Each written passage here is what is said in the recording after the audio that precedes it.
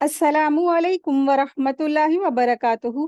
सीरतुन नबी सल्लल्लाहु अलैहि वसल्लम कोर्स में आप सबको खुशामदीद है। अहलन व सहलन मरहबा।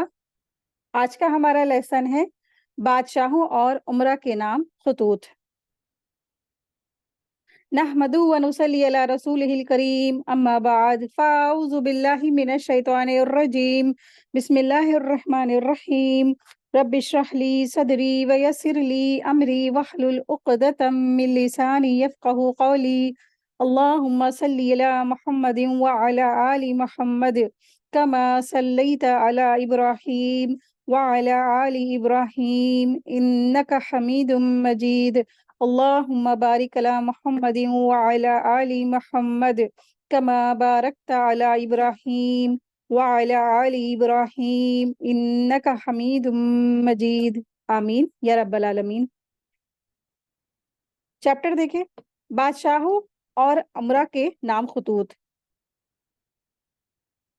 जब रसूल अल्लाह सल्लल्लाहु अलैहि वसल्लम कुरैश से मुआहदा करके और उनकी तरफ से मुतमईन होकर हुदैबिया से वापस तशरीफ लाए तो बादशाहों और उमरा के नाम खतूत लिखकर उन्हें इस्लाम की तरफ दावत दी और उनकी दोहरी जिम्मेदारी उनको याद दिलाई। ज़ेल में इख्तिसार के साथ ये खतूत नकल किए जा रहे हैं। दरअसल सुलह हुदैबिया का सबसे अहम जो फ़ायदा ये हुआ, सबसे अहम पहलू वो ये है कि कुरैश के साथ एक लंबे अरसे से क्या है, जंग और जिदाल का माहौल चल रहा था, जंगी कैफियत थी। और सुलह हुदैबिया फिर जब हो गई तो अमन और सकीनत की फिजा पूरे मदीने में कायम हो गई। और काम करने के लिए इंसान को सुकून की सबसे ज्यादा जरूरत होती है ना, तभी उसमें वो बेहतरीन काम कर सकता है, क्योंकि फिजा क्या है, अब सुकून भरी हो चुकी थी। तो अल्लाह ताला ने इस सुलह के जरिए अमन की शक्ल में उनको इनाम नसीब फरमाया। और इसमें सबसे बड़ी कामयाबी ये हुई कि इस्लाम की दावत के जरिए पैगामात दूर अंदाज इलाकों तक फैलाए गए। अब रसूल अल्लाह सल्लल्लाहु अलैहि वसल्लम ने जो बड़े बड़े बादशाहों थे उनकी तरफ ये इस्लाम लाने के खतूत भेजे ताकि ये सब इस्लाम ले आए। आप देखिए कि जब कोई लीडर, बड़ा लीडर कोई इस्लाम ले आएगा, मुसलमान हो जाएगा, तो जाहिर सी बात है इसकी रियाया भी क्या हो जाएगी, मुसलमान हो जाएगी। तो इसीलिए रसूल अल्लाह सल्लल्लाहु अलैहि वसल्लम ने बड़े बड़े बादशाहों के नाम ये खत भेजे। सबसे पहला खत किसके नाम था? नजाशी शाह हब्श के नाम के ऊपर, जिसके बारे में हम लोग पढ़े थे 7वें पारे में, वैज़ समेऊ में, कि जब इनके सामने जाफर बिन अबी तालिब ने सूरह मरियम की आयत तिलावत फरमाई तो ये लोग इतना रोए, इनके इतनी ज्यादा आंसुओं से दाढ़ी मुबारकें तर हो गई थी, क्योंकि वो जान गए थे कि वाकई में ये जो मुसलमान हैं आप सल्लम क्या है, हक बात लेकर आए हैं। तो नजाशी शाह हब्श के नाम खत, उसका नाम असमा बिन अजरबा था। रसूल अल्लाह सल्लल्लाहु अलैहि वसल्लम ने उसके नाम से हस्ब ज़ेल खत लिखा। बिस्मिल्लाहिर्रहमानिर्रहीम। ये खत है मोहम्मद नबी सल्लल्लाहु अलैहि वसल्लम की तरफ से नजासी असमा शाह हब्श की जानिब। उस शख्स पर सलाम हो जो हिदायत की पैरवी करने वाला है और अल्लाह और उसके रसूल पर ईमान लाए। मैं शहादत देता हूँ कि अल्लाह वाहदहु ला शरीक के सिवा कोई इबादत के लायक नहीं है। उसने ना किसी को अपनी बीवी बनाया है ना बेटा, और मैं उसकी शहादत देता हूँ कि मोहम्मद सल्लल्लाहु अलैहि वसल्लम उसका बंदे और रसूल हैं। और मैं तुम्हें इस्लाम की दावत देता हूँ क्योंकि मैं उसका रसूल हूँ, लिहाजा इस्लाम लाओ, सलामत रहोगे। ए अहले किताब, एक ऐसी बात की तरफ आ जाओ जो हमारे और तुम्हारे दरमियान बराबर है, वो ये है कि हम अल्लाह के सिवा किसी और की इबादत नहीं करते और उसके साथ किसी और को शरीक न ठहराएं, और हम में से बास को अल्लाह के सिवा रब ना बनाएं। बस अगर वो मुंह मोड़े तो कह दो कि वो गवाह रहो कि हम मुसलमान हैं। दरअसल आप देखिए कि ये अहले किताब थे और अल्लाह के रसूल सल्लल्लाहु अलैहि वसल्लम ने इनके खत में जो आगाज किया, सबसे पहला जो आगाज था वो सलामती के साथ था कि अस्सलाम वालेकुम। तो इससे पता चलता है कि अहले किताब की तरफ जब बात की जाएगी, दावत की जाएगी, तो कॉमन टर्म से बात की होगी और जो बात का आगाज होगा सलामती के साथ होगा। दूसरा अहम पॉइंट ये पता चलता है कि उनका जो रुतबा था उन्होंने आप सल्लल्लाहु अलैहि वसल्लम ने उसको तस्लीम फरमाया। तीसरी बात ये है कि जो तबलीग की दावत का काम होगा वो कॉमन चीजों पर बात की जाएगी اور حکمت سے بات کی جائے گی. پھر اصلاح کی بھی فکر ڈالی جائے گی. اور بات کرنے کا طریقہ کیا ہوگا؟ مختصر ہوگا. اور سب سے امپورٹنٹ بات یہ ہے کہ توحید پر بات کی جائے گی. اور بات کیا ہے؟ ایسی ہوایاں نہیں کی جائیں گی، دلیل کے ساتھ بات کی جائے گی. آپ صلی اللہ علیہ وسلم نے ان کو آیت لکھ کے بھیجی. سورہ آل عمران کی آیت نمبر ہے 64، اور اس میں دلیل کے ساتھ بات تھی، جس میں کہا گیا تھا کہ تم اے اہل کتاب ایک ایسی بات کی طرف آؤ جو ہمارے اور تمہارے درمیان کیا ہے؟ برابر ہے. یعنی تمہارا بھی رب ایک ہے اور ہمارا بھی رب کیا ہے؟ ایک ہے. کہ اللہ کے سوا ہمارا کوئی رب نہیں ہے، اور اللہ تعالیٰ کے سوا ہم کسی کی عبادت نہیں کرتے ہیں. یہ خط آپ صلی اللہ علیہ وسلم نے عمرو بن امیہ زمری کے ہاتھ روانہ کیا. نجاشی نے جب اسے لیا تو اپنی آنکھوں پر رکھا اور تخت سے نیچے اتر آیا، اور جعفر بن ابی طالب رضی اللہ عنہ کے ہاتھ پر اسلام قبول کر لیا، اور نبی صلی اللہ علیہ وسلم کو اپنے اسلام پر بیعت کے متعلق خط لکھا. اور ام المومنین ام حبیبہ بنت ابی سفیان رضی اللہ عنہا کی شادی نبی صلی اللہ علیہ وسلم سے کر دی، اور انہیں اپنی طرف سے 400 دینار مہر دیا. دراصل ام المومنین حبیبہ رضی اللہ عنہا نے دراصل ہجرت حبشہ کی تھی. جی، ہجرت حبشہ کی تھی، لیکن ان کے جو شوہر تھے دراصل یہ عیسائی ہو گئے تھے، اور اس طرح سے یہ جو ام حبیبہ تھی یہ تنہا رہ گئی تھی. تو ان کی جو نکاح ہے نجاشی بادشاہ نے نبی صلی اللہ علیہ وسلم سے غائبانہ طور پر کرا دیا تھا. جیسے مثلا مثال کے طور پہ جیسے آج کل فون پہ نکاح ہو جاتے ہیں نا، اس طرح سے. تو نجاشی نے بطور، کیونکہ بادشاہ جو ہوتا ہے وہ ولی ہو جاتا ہے، تو بطور ولی انہوں نے نکاح کر دیا نبی صلی اللہ علیہ وسلم سے. اور پھر اب دیکھیں نبی صلی اللہ علیہ وسلم کی طرف سے انہوں نے 400 دینار خود مہر بھی ادا کر دیے. اس سے یہ بھی بات پتہ چلتی ہے کہ اگر بیٹے کی شادی ہو رہی ہے یا ایسے کوئی غریب شخص کی شادی ہو رہی ہے، آپ دیکھیں خاص کر کے بیٹا اکثر جو بیٹے کی شادی ہوتی ہے اور پھر وہ اتنی زیادہ اس کی کمائی وغیرہ نہیں ہوتی ہے، تو اس سے پتہ چلتا ہے کہ باپ ہے یا کوئی بڑا ہے تو اس کو اتنا مال دے دے کہ جو بیٹا ہے وہ مہر ادا کر دے. تو باپ مہر ادا کروا سکتا ہے بیٹے کا، یا کوئی بڑا ہے گھر کا تو وہ اس طرح سے مہر ادا کرا سکتا ہے. تو اس طرح سے نجاشی جو بادشاہ تھے انہوں نے 400 دینار خود ہی نبی صلی اللہ علیہ وسلم کی طرف سے مہر ادا کر دی ہے. پھر انہیں اور مہاجرین حبشہ کو عمرو بن امیہ زمری کے ساتھ 2 کشتیوں میں روانہ کر دیا، اور وہ انہیں لے کر اس وقت پہنچے جب نبی صلی اللہ علیہ وسلم خیبر میں تھے. اس نجاشی نے رجب 9 ہجری میں وفات پائی، اور نبی صلی اللہ علیہ وسلم نے اس کی وفات ہی کے دن صحابہ کرام رضی اللہ عنہم اجمعین کو اس کی موت کی اطلاع دی، اور اس کی غائبانہ نماز جنازہ بھی پڑھی. تو آپ صلی اللہ علیہ وسلم کو یہ جو اطلاع کیسے ملی؟ وحی کے ذریعے سے اطلاع ملی، یہ خبر ملی. اس کی وفات کے بعد دوسرا بادشاہ اس کا جانشین ہوا، تو آپ نے اس کے پاس بھی ایک خط روانہ فرمایا، اسے اسلام کی دعوت دی، لیکن یہ معلوم نہ ہو سکا کہ اس نے اسلام قبول کیا تھا یا نہیں.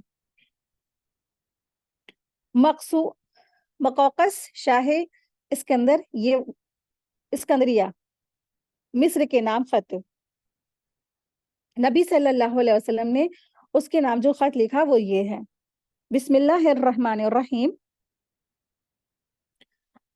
اللہ کے بندے اور اس کے رسول صلی اللہ علیہ وسلم کی طرف سے مقوقس سربراہ قبط کی جانب اس پر جو سلام، جو ہدایت کی پیروی کرے. اما بعد، میں تمہیں اسلام کی دعوت دیتا ہوں. اسلام لاؤ، سلامت رہو گے. اسلام لاؤ، اللہ تمہیں دوہرا اجر دے گا، کیونکہ اہل کتاب جب اسلام لاتے ہیں تو ان کو اللہ تبارک تعالیٰ دوہرا اجر دیتے ہیں.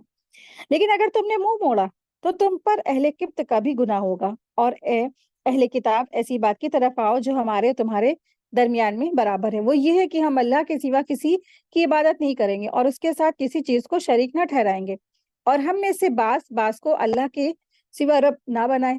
بس اگر وہ منہ موڑ لے تو کہہ دیجئے گواہ رہو کہ ہم مسلمان ہیں. یہ خط آپ نے حاتب بن ابی بلتہ رضی اللہ عنہ کے ہاتھ بھیجا. انہوں نے مقوقس کے سے گفتگو کی اور اسے خط پہنچایا. مقوقس نے ان کی عزت افزائی کی اور خط کو ہاتھی کے دانت کے ایک ڈبے میں رکھ دے. یعنی کہ یہ ہاتھی کا دانت کا جو ڈبہ ہے یہ ایک ڈیکوریشن پیس تھا، تو اس نے بڑے ہی خوبصورتی سے عزت و احترام کے ساتھ اس نے رکھ دیا. جیسے مثلاً ہم لوگ قرآن کریم کو خوبصورت غلافوں میں اور خوبصورت ڈیکوریٹڈ پیس میں رکھتے ہیں نا, لیکن عمل کچھ نہیں کرتے ہیں. بس اس کی بھی یہی جو ہے عمل رہا. اس نے خوبصورت ڈبے کے اندر اس خط کو رکھ دیا اور رکھ کر اس پر مہر لگائی اور اسے محفوظ کر لیا, اور نبی صلی اللہ علیہ وسلم کو جواب لکھا اور اس میں اقرار کیا کہ ایک نبی باقی رہ گیا ہے, اور میں سمجھتا تھا کہ وہ ملک شام سے نکلے گا, لیکن وہ مسلمان نہیں ہوا. تو پھر میں ماریا اور سیرین 2 لونیاں بھیج دی جن کا قبط میں بڑا مقام تھا. کچھ کپڑے اور ایک خچر بھی ہدیہ کیا. خچر اس کو کہتے ہیں جو گھوڑا اور گدھا مکس ہوتا ہے, جس کا نام دلدل تھا. خچر کا نام دلدل تھا. نبی صلی اللہ علیہ وسلم نے ماریا کو اپنے لیے اور دلدل کو اپنی سواری کے لیے منتخب فرما لیا, اور سیرین کو حضرت حسان بن ثابت رضی تعالیٰ عنہ کے لیے ہبا کر دیا. خسرو پرویز شاہ فارس کے نام خط.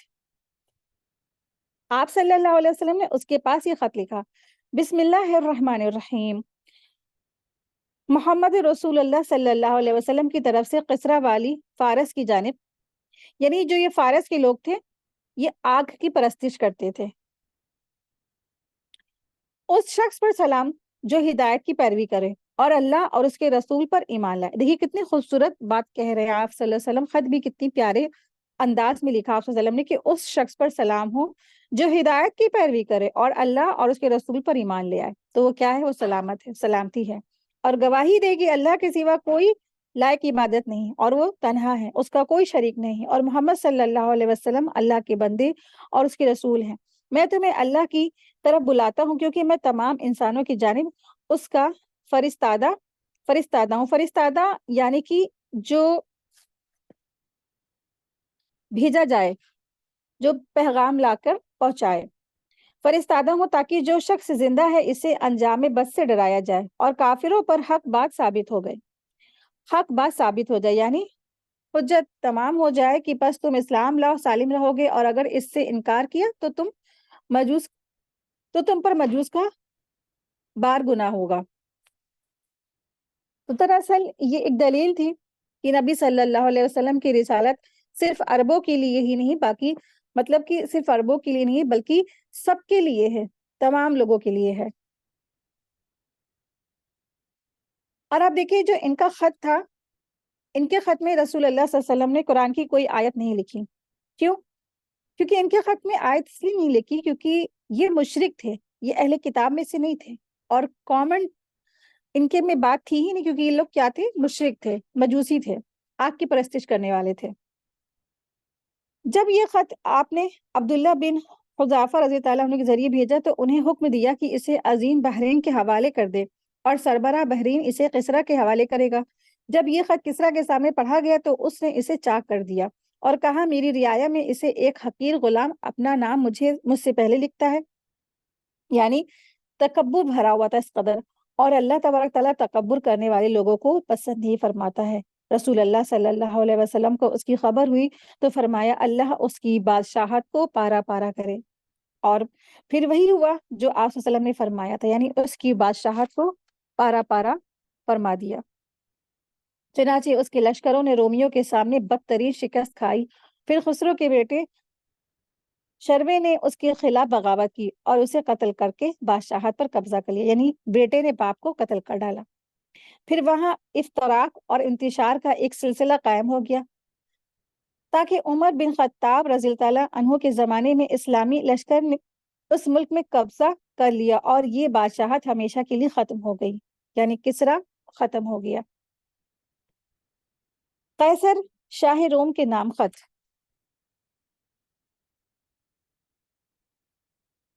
اس کے نام نبی صلی اللہ علیہ وسلم کو یہ خط لکھا: بسم اللہ الرحمن الرحیم, اللہ کے بندے اور اس کے رسول محمد صلی اللہ علیہ وسلم کی جانب سے ہرقل سربراہ روم کی طرف اس شخص پر سلام جو ہدایت کی پیروی کرے. تم اسلام لاؤ سالم رہو گے, اسلام لاؤ, اللہ تعالیٰ تمہیں تمہارا اجر دوبارہ دے گا, 2 بار دے گا, نہیں 2 گنا اجر ہے اہل کتاب کے لیے.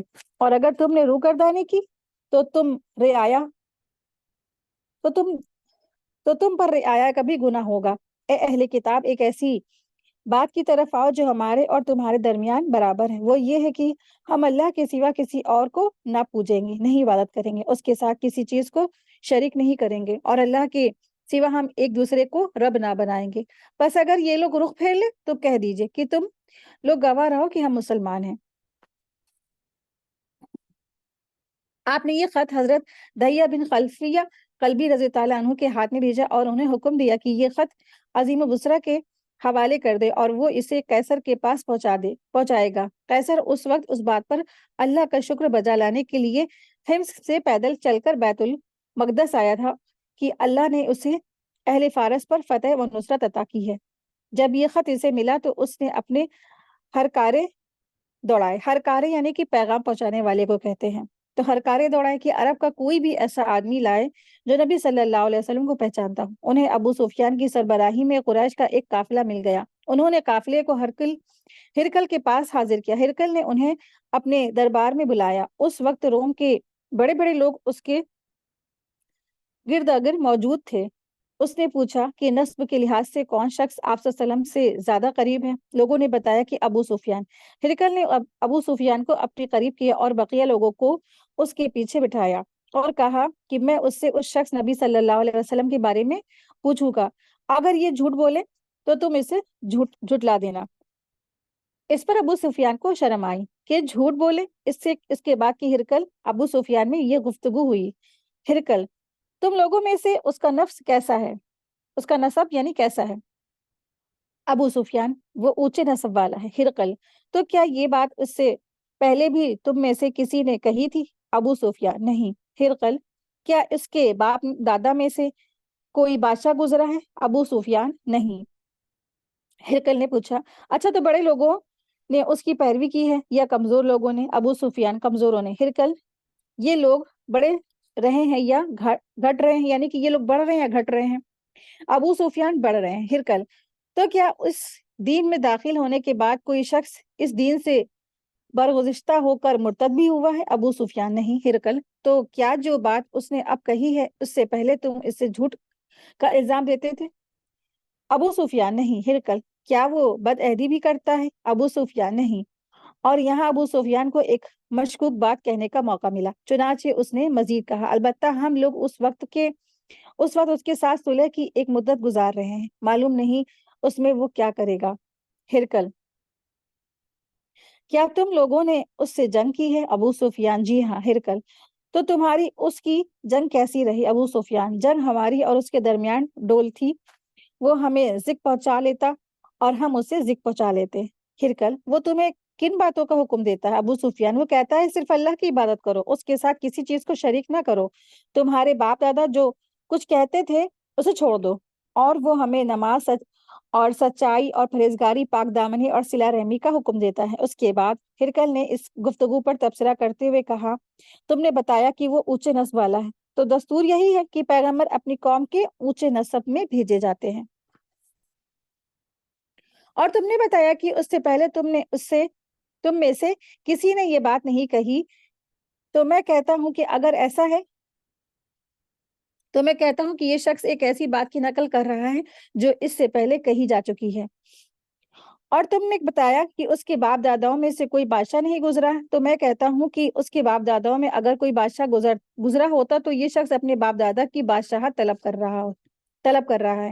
اور تم نے بتایا جو بات اس نے کہی ہے اس سے پہلے تم لوگوں پر جھوٹ کا الزام نہیں لگاتے تھے، تو میں نے یہ جان لیا کہ ایسا نہیں ہو سکتا کہ وہ لوگوں میں سے جھوٹ نہ بولے، وہ لوگوں سے تو جھوٹ نہ بولے اور اللہ کے معاملے میں جھوٹ بولے۔ اور تم نے یہ بتایا کہ کمزور لوگ اس کی پیروی کر رہے ہیں، اور حقیقت یہ ہے کہ یہی لوگ پیغمبر کے پیروکار ہوتے ہیں۔ تو دراصل یہ جو ہرقل تھا وہ اہل کتاب میں سے تھا، اور یہ جانتا تھا کہ پیغمبروں کے ساتھ کیا ہوتا ہے، کہ ہمیشہ یہی ہوتا رہا ہے کہ پیغمبروں کے جو پیروکار ہوتے ہیں وہ کمزور لوگ ہوتے ہیں۔ اور تم نے یہ بتایا کہ یہ لوگ زیادہ ہو رہے ہیں اور ایمان کا معاملہ ایسا ہی ہے یہاں تک کہ وہ مکمل ہو جائے۔ اور تم نے یہ بتایا کہ ان میں سے کوئی آدمی مرتد نہیں ہوتا، اور حقیقت یہ ہے کہ ایمان کی بشاشت جب دلوں میں گھر کر جاتی ہے تو ایسا ہی ہوتا ہے۔ اور تم نے یہ بتایا کہ وہ بد عہدی نہیں کرتا، اور پیغمبر ایسے ہی ہوتے ہیں کہ وہ بد عہدی نہیں کرتے ہیں۔ اور تم نے یہ بتایا کہ وہ تمہیں صرف اللہ کی عبادت کرنے کو اور اس کے ساتھ کسی چیز کو شریک نہ ٹھہرانے کا حکم دیتا ہے، بت پرستی سے منع کرتا ہے، نماز، سچائی، پرہیزگاری اور پاک دامنی کا حکم دیتا ہے۔ تو جو کچھ تم نے بتایا اگر وہ برحق ہے تو یہ شخص بہت جلد میرے ان دونوں قدموں کے جگہ کا مالک ہو جائے گا، اور میں جانتا تھا کہ نبی آنے والا ہے، لیکن میرا یہ گمان نہ تھا کہ وہ تم میں سے ہوگا، اور اگر مجھے یقین ہوتا کہ میں اس کے پاس پہنچ سکوں گا تو اس سے ملاقات کی زحمت اٹھاتا، اگر اس کے پاس ہوتا تو اس کے دونوں پاؤں کو دھوتا۔ اس کے بعد ہرکل نے آپ کا خط منگوا کر پڑھا تو آوازیں بلند ہو گئی اور بہت شور مچا، چنانچہ اس نے ابو سفیان اور اس کے ساتھیوں کو باہر کر دیا۔ باہر آ کر ابو سفیان نے اپنے ساتھیوں سے کہا، ابو کبشہ کا جو بیٹا کا معاملہ بہت زور پکڑ گیا ہے۔ دراصل ابو کبشہ نبی صلی اللہ علیہ وسلم کے ننیال میں سے کسی بزرگ کا نام تھا، تو جس کی طرف یہ منسوب کرتے تھے۔ تو کہنے لگے ابو کبشہ کے بیٹے کا معاملہ بہت زور پکڑ گیا ہے، اس سے تو بنو صفرہ یعنی رومیوں کا بادشاہ ڈرتا ہے۔ اس کے بعد ابو سفیان کو پختہ یقین ہو گیا رسول اللہ صلی اللہ علیہ وسلم کا دین غالب آ کر رہے گا، یہاں تک کہ اللہ نے اسے اسلام کی توفیق دی۔ ہرقل نے نامہ بر حضرت دہیہ بن خلفی کلبی رضی اللہ عنہ کو مال اور پارا اور پرچہ جات سے نوازا، پھر حمص واپس چلا گیا، وہاں ایک بڑے ہاں میں عظمائے روم کو باریابی بخشی اور اس کے دروازے بند کر دیے، پھر کہا، اے جماعت روم، کیا تم لوگ فلاح اور رشد چاہتے ہو اور یہ چاہتے ہو کہ تمہاری بادشاہت برقرار رہے، تو اس نبی کی پیروی کر لو۔ اس پر وہ لوگ وحشی گدھوں کی طرح بدک کر دور دراز کی طرف بھاگ گئے، مگر دروازے کو بند پایا، یعنی کہ وہ دروازوں کی طرف بھاگے اور دروازوں کو انہوں نے بند پایا۔ ادھر قیصر نے ان کی نفرت دیکھی تو کہا، انہیں میرے پاس پلٹا لاؤ۔ پھر ان سے کہا، میں تو جو بات میں نے تم سے کہی اس سے تمہارے دین کا میں تمہاری پختگی آزما رہا تھا، یعنی کہ میں نے ایسے کہا اسی میں تم کو آزمانے کے لیے دیکھ رہا تھا، اور جسے میں نے دیکھ لیا، یعنی کہ تم دین پہ پختے ہو، اپنے شرک پر تم لوگ اپنے شرک پر کیا ہو، پکے ہو۔ اس پر ان ازما نے اسے سجدہ کی اور اس سے خوش ہو گئے، اور اس تفصیل سے ظاہر ہوتا ہے کہ قیصر نے نبی صلی اللہ علیہ وسلم کو اور آپ کی نبوت کی سچائی کو پوری طرح جان اور پہچان لیا تھا، لیکن بادشاہت کی محبت غالب آ گئی اور وہ اسلام نہ لایا، چنانچہ اپنا گناہ بھی اٹھایا اور اپنی رعایا کا بار بھی، جیسا کہ نبی صلی اللہ علیہ وسلم نے نام مبارک میں تحریف فرمایا۔ تو اس سے کیا پتہ چلتا ہے کہ جب انسان کے دل میں دنیا گھر کر جاتی ہے تو پھر اس کو آخرت سے کیا ہوتی ہے، محبت نہیں رہتی ہے۔ تو اور دوسری چیز یہ امپورٹنٹ پتہ چلتی ہے کہ توفیق، جو ہدایت کی توفیق ہوتی ہے وہ اللہ تعالیٰ کے ہاتھ میں ہے، اور جب انسان کے دل میں دنیا کی محبت رچ بس جاتی ہے تو پھر وہ دین سے پیچھے رہ جاتا ہے۔ اس نے دیکھا کہ میری بادشاہ چھن جائے گی اور اس طرح سے میرا راج پاٹ چودراہٹیں ختم ہو جائیں گی، تو اس نے وہ جان گیا تھا کہ آپ صلی اللہ علیہ وسلم سچے رسول ہے، اس کے باوجود بھی وہ اس کو ہدایت میں لانے کا یعنی کہ ایمان لانے کی توفیق نہیں ملی۔ ادھر دہیہ بن خلفی قلبی رضی اللہ عنہ مدینہ سے واپس آتے ہوئے حسمہ سے گزرے تو بنو خزام کے لوگوں نے ان پر ڈاکہ ڈال کر سب کچھ لوٹ لیا اور ان کے پاس کچھ بھی نہیں چھوڑا، چنانچہ انہوں نے مدینہ پہنچ کر نبی صلی اللہ علیہ وسلم کو اس کی خبر دی، تو آپ نے حضرت زید بن حارثہ رضی اللہ عنہ کی سرکردگی میں 500 سوار صحابہ کرام رضی اللہ عنہم اجمعین کا دستہ روانہ کیا۔ انہوں نے شبخون مار کر لوگوں کو قتل کیا اور غنیمت میں 1000 اونٹ اور 500 بکریاں حاصل کی اور 100 عورتوں اور بچوں کو قید کیا۔ اس واقعے پر قبیلہ جزام کے ایک سردار حضرت زید بن رفع جزامی رضی اللہ عنہ جھٹ پٹ مدینہ آئے، اور ان کی قوم کے کچھ لوگ مسلمان ہو چکے تھے، اور جب حضرت دہیہ پر ڈاکہ پڑا تھا تو انہوں نے دہیہ کی مدد بھی کی تھی، لہٰذا نبی صلی اللہ علیہ وسلم نے غنیمت اور قیدی انہیں واپس کر دیے۔ حارث بن ابی شمر غسانی کے نام خط، یہ قیصر کی طرف سے دمشق کا امیر تھا، اس کے نام نبی صلی اللہ علیہ وسلم نے جو خط لکھا وہ یہ ہے، بسم اللہ الرحمن الرحیم، محمد رسول اللہ صلی اللہ علیہ وسلم کی طرف سے حارث بن ابی شمر کی جانب، اس پر سلام جو ہدایت کی پیروی کرے اور اللہ تعالیٰ پر ایمان لاؤ اور تصدیق کرے، میں تجھے دعوت دیتا ہوں کہ اللہ وحدہ لا شریک لہ پر ایمان لا، تیری لیے تیرا ملک باقی رہے گا۔ یہ خط آپ نے شجاع بن وہب اسدی رضی تعالیٰ عنہ کے ہاتھ بھیجا۔ یہ اسد خزیمہ کی طرف منسوب ہے۔ حارث نے یہ خط پڑھا تو اسے پھینک دیا اور کہا کہ کون ہے جو مجھ سے میرا ملک چھینے گا؟ پھر مسلمانوں سے جنگ کی تیاری کرنے لگا اور حضرت ابن وہب سے کہا کہ جو کچھ دیکھ رہا ہے اپنے صاحب کو اس کی خبر دے دینا۔ اور قیصر سے رسول اللہ صلی اللہ علیہ وسلم کے ساتھ جنگ کی اجازت چاہی، مگر قیصر نے اس کو اس سے عزم سے باز رکھا۔ اس کے بعد اس نے شجاع بن وہب رضی تعالیٰ عنہ کو کپڑے اور مال سے نوازا اور اچھائی کے ساتھ واپس کیا۔ امیر بصرہ کے نام خط۔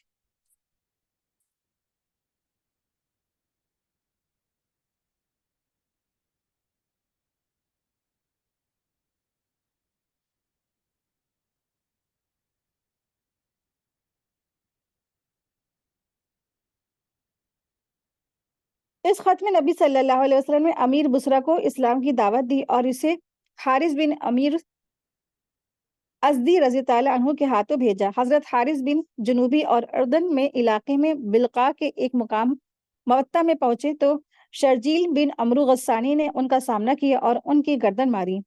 قاصدوں کے سلسلے میں یہ سب سے سخت ظالمانہ قدم تھا۔ ان کے سوا نبی صلی اللہ علیہ وسلم کا کوئی قاصد قتل نہیں کیا گیا۔ نبی صلی اللہ علیہ وسلم نے اس پر سخت غم و غصے کا اظہار فرمایا اور یہی غزوہ مؤتہ کا سبب بنا جس کا ذکر آگے آ رہا ہے۔ حوازن بن علی صاحب یمامہ کے نام خط۔ نبی صلی اللہ علیہ وسلم نے اس کے پاس یہ خط لکھا: بسم اللہ الرحمن الرحیم، محمد رسول اللہ صلی اللہ علیہ وسلم کی طرف سے حازم بن علی کی جانب، اس شخص پر سلام جو ہدایت کی پیروی کرے۔ تمہیں معلوم ہونا چاہیے کہ میرا دین اونٹوں اور گھوڑوں کی رسائی کی آخری حد تک غالب آ کر رہے گا، لہٰذا اسلام لاؤ، سالم رہو گے، یعنی سلامت رہو گے، اور تمہارے ماتحت جو کچھ ہے اسے تمہارے لیے برقرار رکھوں گا۔ یہ خط آپ نے سلید بن عمرو عامری اور رضی تعالیٰ عنہ کے ہاتھ بھیجا۔ حوازن نے ان کی عزت کی اور انہیں انعام سے نوازا، ہجرہ کے کپڑے دیے اور جو جواب میں لکھا: آپ جس چیز کی دعوت دیتے ہیں اس کی بہتری اور عمدگی کا کیا پوچھنا، اور میں اپنی قوم کا شاعر اور خطیب ہوں اور عرب پر میری ہیبت بیٹھی ہوئی ہے، اس لیے کچھ کار پر درازی میرے ذمے کر دے، میں آپ کی پیروی کروں گا۔ یہ خط رسول اللہ صلی اللہ علیہ وسلم کو ملا تو آپ نے فرمایا: اگر وہ مجھ سے زمین کا ایک ٹکڑا بھی مانگے گا تو اسے نہ دوں گا، وہ خود بھی تباہ ہوگا اور جو کچھ اس کے ہاتھ میں ہے وہ بھی تباہ ہو جائے گا۔ جب رسول اللہ صلی اللہ علیہ وسلم نے فتح مکہ سے واپس تشریف لائے تو اس کا انتقال ہو چکا تھا۔ منذر بن سوا حاکم بحرین کے نام خط۔ اس خط میں آپ صلی اللہ علیہ وسلم نے منظر کو اسلام کی دعوت دی اور اسے علماء بن الخزرمی رضی تعالیٰ عنہ کے ہاتھ بھیجا۔ منظر مسلمان ہو گیا، کچھ اہل بحرین بھی مسلمان ہو گئے، جبکہ کچھ دوسرے اپنے دین یہودیت اور مجوسیت پر برقرار رہے۔ منظر نے رسول اللہ صلی اللہ علیہ وسلم کو اس کی خبر لکھی اور اس کے بارے میں سوال کیا۔ آپ نے اسے لکھا کہ مسلمان جس حال پر ایمان لائے ہیں انہیں اسی حال پر چھوڑ دو، اور یہود اور مجوس سے جزیہ لو، اور تم جب تک درست راہ پر رہو گے ہم تمہیں تمہارے عہد سے معزول نہ کریں گے۔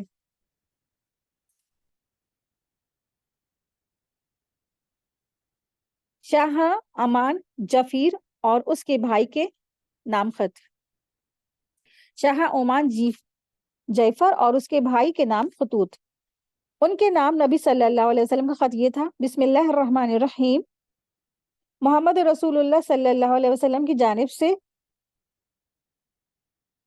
جلندی کے دونوں صاحبزادے جعفر اور عبد کے نام اس شخص پر سلام جو ہدایت کی پیروی کرے، اما بعد، میں تم دونوں کو اسلام کی دعوت دیتا ہوں، اسلام لاؤ، سالم رہو گے، کیونکہ میں تمام انسانوں کی جانب اللہ کا رسول ہوں، تاکہ جو زندہ ہے اسے انجام کے خطرے سے آگاہ کر دوں اور جو کافر پر سچی بات واضح ہو جائے۔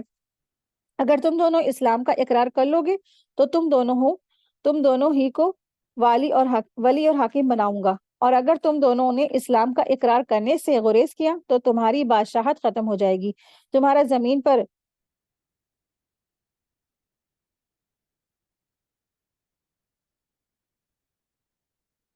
تمہاری زمین پر گھوڑوں کی الغار ہوگی اور تمہاری بادشاہت پر میری نبوت غالب آ جائے گی۔ یہ خط آپ نے حضرت عمرو بن عاص رضی اللہ عنہ کے ہاتھ بھیجا۔ آپ جب عمان تشریف لے گئے تو عبد بن جلندی سے آپ کی ملاقات ہوئی۔ عبد نے پوچھا تم کس کی دعوت دیتے ہو؟ عمرو بن عاص رضی اللہ عنہ نے کہا کہ ہم اللہ تعالیٰ کی طرف بلاتے ہیں جو تنہا ہے، جس کا کوئی شریک نہیں ہے، ہم کہتے ہیں کہ اس کے علاوہ جس کی عبادت کی جاتی ہے اسے چھوڑ دو، اور یہ گواہی دو کہ محمد صلی اللہ علیہ وسلم اللہ کے بندے اور اس کے رسول ہے۔ پھر قدر گفتگو کے بعد عبد نے پوچھا آپ صلی اللہ علیہ وسلم کس بات کا حکم دیتے ہیں؟ حضرت عمرو نے کہا آپ صلی اللہ علیہ وسلم اللہ کی اطاعت کا حکم دیتے ہیں اور نافرمانی سے روکتے ہیں، نیکی اور صلہ رحمی کا حکم دیتے ہیں، ظلم اور ذاتی زناکاری اور شراب نوشی اور پتھر اور بت اور صلیب کی عبادت سے منع کرتے ہیں۔ عبد نے کہا یہ کتنی اچھی بات ہے جس کی طرف بلاتے ہیں، اگر میرا بھائی بھی اس بات پر میری پیروی کرتا تو ہم لوگ سوار ہو کر چل پڑتے یہاں تک کہ محمد صلی اللہ علیہ وسلم پر ایمان لے آتے اور ان کی تصدیق کرتے، لیکن میرا بھائی اپنی بادشاہت کا اس سے کہیں زیادہ حریص ہے، اسے چھوڑ کر کسی کا تابع فرمان بن جائے۔ حضرت عمرو رضی اللہ عنہ نے کہا اگر تمہارا بھائی اسلام قبول کر لے تو رسول اللہ صلی اللہ علیہ وسلم اس کی قوم پر اس کی بادشاہت برقرار رکھیں گے، البتہ ان کے مالداروں سے صدقہ لے کر فقیروں میں بانٹیں گے۔ اب نے کہا یہ تو بڑی ہی اچھی بات ہے۔ پھر پوچھا کہ صدقہ کیا ہے؟ حضرت عمرو نے فرمایا تفصیل بتائی۔ جب مویشی کا ذکر کیا اور تو اس نے کہا میں نہیں سمجھتا کہ میری قوم اس کو مان لے گی۔ پھر عبد نے حضرت عمرو بن عاص کو اپنے بھائی جعفر کے پاس پہنچایا۔ حضرت عمرو رضی اللہ عنہ نے اس کو خط دیا، اس نے خط کو پڑھا، پھر اپنے بھائی کے حوالے کر دیا اور عمرو سے پوچھا کہ قریش نے کیا کیا؟